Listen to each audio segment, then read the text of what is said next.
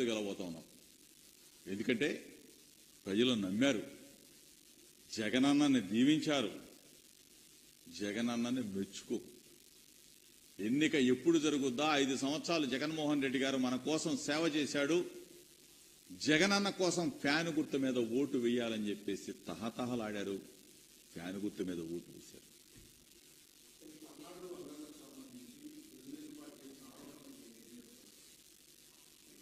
పల్నాడులో శాంతి భద్రతల్ని, ప్రజాస్వామ్యాన్ని కూనీ చేసింది తెలుగుదేశం పార్టీ.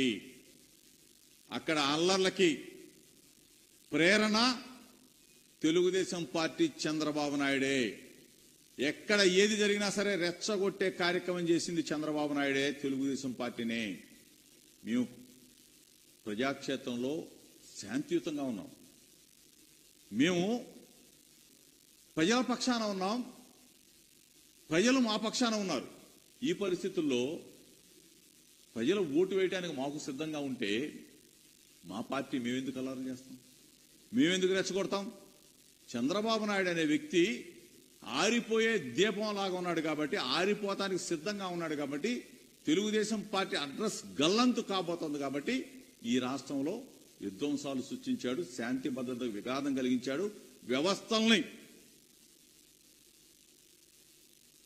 వ్యవస్థలన్నిటిని కూడా అడ్డం పెట్టుకుని ఆ వ్యవస్థల్లో ఉన్న కొంతమంది వ్యక్తులని ప్రలోభాలకు గురి చేశాడు, ప్రలోభ పెట్టాడు.